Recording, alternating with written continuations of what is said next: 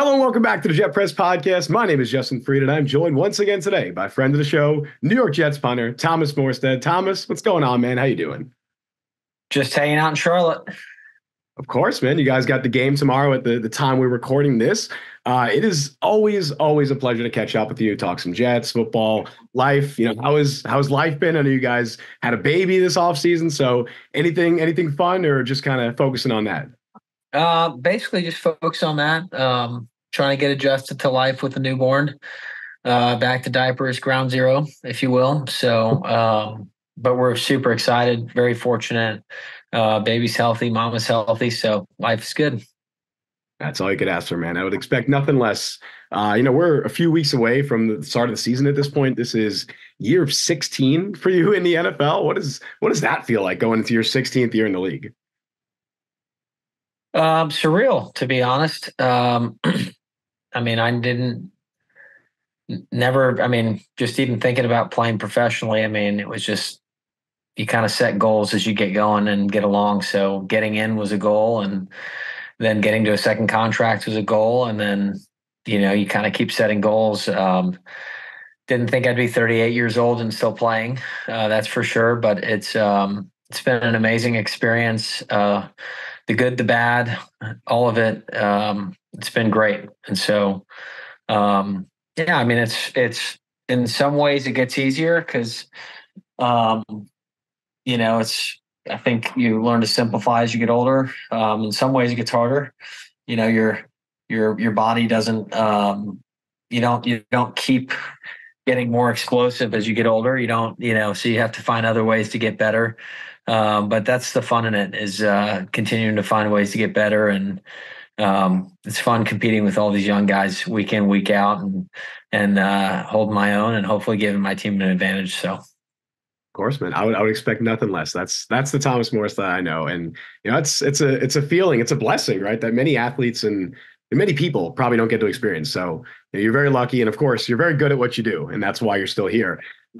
You've done it all in your career. You talked about specific goals that you've set along the way. You've made the Pro Bowl. You've been an All Pro. You've of course won a Super Bowl. Going into year 16 now, do you have any specific personal or professional goals that you still want to accomplish? Yeah, I generally keep those to myself because some pretty good data on people that put goals out in front for everybody here. They don't generally accomplish them, so I kind of keep my goals internal, and a lot of them are kind of outlandish. It's just all I can tell you is I'm very motivated to keep playing and to be a valued member of the team. And there's nothing like playing on a Sunday, going into a game and coach calls your number, because that's the best opportunity for us to win is you doing your job. And so it's nothing like being counted on by a group of guys in big moments. It's a special thing to be doing it still, for sure. 100%. And one goal, or I guess mission, that you have put out there that you've set your sights on this year is the Punt for ALS campaign. Of course, you're wearing your Team Gleason shirt right now. That's part of the reason we're talking right now.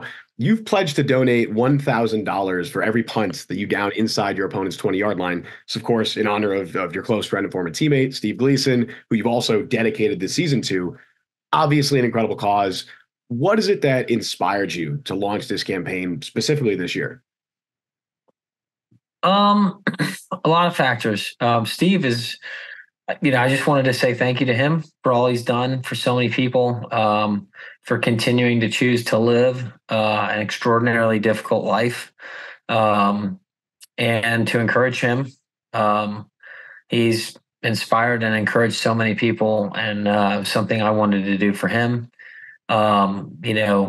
It's really to bring awareness to what all the Team Gleason does. And so that's the biggest goal. We're obviously going to raise some money, and financially, I think it's important that fans know that I've got skin in the game, that this really is important to me. And I'm not just doing this as like a PR stunt, right? It's something that is important to me. And I think they do amazing, valuable work, and they're helping change people's lives for the better. So, yeah, I'm really excited to do it. And, hopefully this thing will continue to kind of be like a little snowball that keeps, getting bigger and bigger as it goes throughout the season. And hopefully us winning will synergize with that. And, obviously they're Team Gleason's based in New Orleans, which is where the Super Bowl is at. So it'd be kind of cool to be down there the week of the Super Bowl and be able to, present the check and really highlight all the work that they're doing still.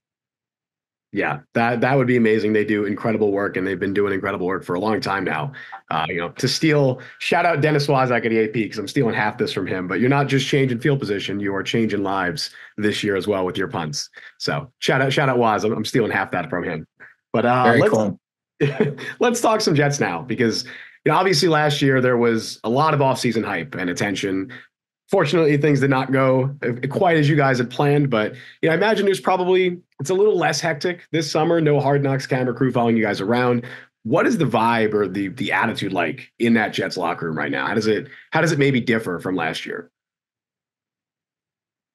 Every year is different. You get there's a strong cast of characters that are back from last year, but there's always new faces, new people, and there's every team takes on a different identity. It's not just, all right, let's run it back for round 2, right? There's a different crew of people. And so I think it's important that everybody realizes that we have to kind of bond together as a new team, right? We're not the same team as last year. And obviously the defense was highlighted last year and really played well throughout most of the season and were a big reason we were in a lot of those games. And, I think those guys need to know, you don't just pick up where you left off, right? It's a new team. Teams may play us differently if we're scoring considerably more points. So it's just everything's different. Every year's a new year. And I think as long as we're aware of that and know that it's not going to be easy this year, it's going to be hard. Last year was hard. This year is going to be hard. Everybody's kind of game for that. We'll have a chance to do something special. Hey, man, I know Jets fans love to hear that. And one thing that has stayed the same is that even though I feel like the attention has died down a little, there's still a lot of people talking about the Jets. Of course, that comes with the territory. When you are a very talented team, you have Aaron Rodgers as your quarterback. Some of that conversation is good. But of course, some of it is going to be bad. It's going to happen. It's bound to happen. As always, though, people outside the building, they might not know exactly what is going on in that locker room, in the facility. What do you think the biggest misconception that some people have about this Jets team might be? I don't know because I don't know what the misconceptions are. I don't keep up with it. I think, we've got a veteran locker room and I don't know how many people are sitting there, Googling their last name, seeing what's being written about them or Twitter searching their names to see what people are saying about them. I think, at the end of the day, that's all just a distraction. And so I wouldn't even be aware of, what's being said about us to begin with. I love that. That's probably the correct answer. I love that answer. And that might be the misconception too, because I feel like some have said that. You might not have heard of it. I know I've seen some others say that, there's been talk about the Jets being like a social media team and stuff like that. So I think I'm glad to hear that for sure. We're almost a month into training camp now at the time of recording this, second preseason games tomorrow. A lot has gone down. You've gotten a pretty good look at a lot of the guys in this team. Who are some of the under the radar dudes who have really stood out to you? We're not talking to Aaron Rodgers and the Garrett Wilsons, of course, but who are some guys who really impressed you this summer? I one guy that I'm excited to see is Stiggers. Really unique story, how he's gotten into the NFL. Has had to go through some really dark times. I think understands how awesome an opportunity it is and is aware of that now. So I think that's pretty cool. I think he's got a little bit of an old soul and but he's a young man and I'm really excited to see what he does for this team this year. I think we're going to depend on him heavily. He's someone that has exceeded expectations and continued to improve every level that he's been at. And I feel like you can never bet against guys like that who have been praised for their work ethic, praised for how hard they play in practice every single day, and just every single level that they climb to, they excel. And that is someone that you can just never ever bet against it. So now that he's at the NFL level, I'm very excited to see what he could do, and I think he absolutely can have a big role for this team going forward. So I love to hear that. I'm sure a lot of Jets fans would love to hear that as well. Yeah. Sure, you've gotten this question already, probably from multiple people, but I selfishly want to hear what you got to say about it because I feel like you're a perfect person to ask. So I'm going to ask it anyway. What are your thoughts on the new kickoff rules? How do you see that going for the NFL? I think it's going to be obviously very different. I think that, if there's less touchbacks per kickoff, if the touchback rate is considerably lower and the injury rate is unchanged or lowered, then it's a huge success, right? I think having meaningless plays where they give TV time to a play where the ball just gets kicked and it's through the end zone and nothing happens is, I think having a lot of that's not great for the game. So, I think I don't love that you can't surprise a team with an onside kick, but I do think if there's more excitement on the play, there's more plays happening, and there's a less injury rate, then that is exciting. So that'd be a big success for the league, I think. Yeah, I agree. I was going to bring up the no onside kicks and no surprise onside kicks. The Thomas Morstead special. We can't do that anymore. That's a shame. Yeah, I think it's kind of silly that they're dictating, hey, during these situations you're not allowed to take a risk or take a chance. But that is what it is. So yeah, and hopefully it can be a net positive for both the league and the players, especially if injuries are down. That is exactly what we should be striving towards. Yeah.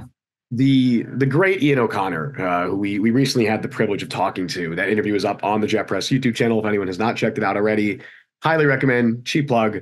Anyway, he wrote in his new book, Out of the Darkness: Mystery of Aaron Rodgers, that you actually called Aaron that night following his injury, and you spoke together, you cried together, according to the book. Can you talk a little bit about that phone call? Maybe share some of what you guys said. Only if you don't mind sharing, of course. And what prompted you to make that call as well?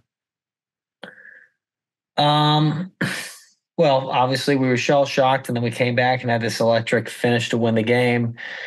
And I was just on my way home at the end of all of that, and the first thought is, should reach out, and then second thought is, well, he's probably got 100 people that have reached out to him, or 1,000 people. He's got so many friends and so many relationships. He's surely, I don't want to bother him. And then I said, well, that's stupid. He's your teammate. Maybe nobody's called him. Maybe nobody showed up. I don't know. So I remember looking at the clock and it was 12:04. So it's a little past midnight. And I said, all right, I'm just going to call him. If he's sleeping or if he's busy, he won't pick up. And he picked up immediately, and we chatted for a while. And I don't really remember what I said. I just thought it was important that I call and check on him. And it was just kind of a devastating thing for him personally and for the team. And like I said, I don't even remember what I said to him, but I just thought I'd call and check in on him, and I'm glad I did.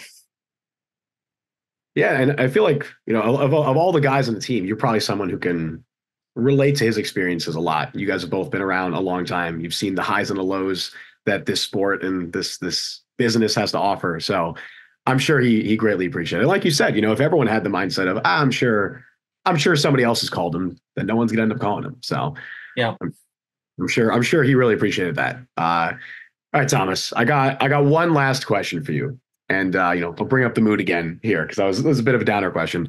This is, I think, our fifth time chatting. And I realized that I have never asked you my favorite interview question. It's a question I always love asking, not only athletes when I'm talking to them, just anybody, like anybody in my life. I find the wide range of answers so fascinating. So I'm going to ask you that question right now. Are you ready? I'm ready. All right. Thomas Morstead, what is your go-to karaoke song? Oh God, I got no idea. Shoot, we're in Carolina right now. I'd go Sweet Carolina or Sweet Caroline. That's a I feel like that's got to be like a top five karaoke song that you always see. So I'd go with that. Yeah, that is a classic. I get nostalgic for my childhood when I hear that song. The great Neil Diamond, of course. That's a good answer. Very classic answer, but a rock solid answer. I appreciate answering it. I was amazed I have not asked you that question because I that is something that I always ask like everybody I'm talking to. So finally got your answer. I'm glad we got There there. you go. Very good. All right, Thomas, I always appreciate you taking the time, man. I taking the time out of your day to chat with us. Got the game tomorrow. Want to wish you the best of luck with that, with the season this coming or this upcoming year. Best of luck to you and the entire team. I know Jets fans are hoping things go a little differently this year, but let's get you and the team back to the playoffs. That's the hope. All right. I'm hoping we can do it. So, man. And Jets fans, thank you so much for watching. Be sure to like, subscribe, hit that notification bell. I've been Justin Freed. That has been Thomas Morstead. We'll see you guys next time.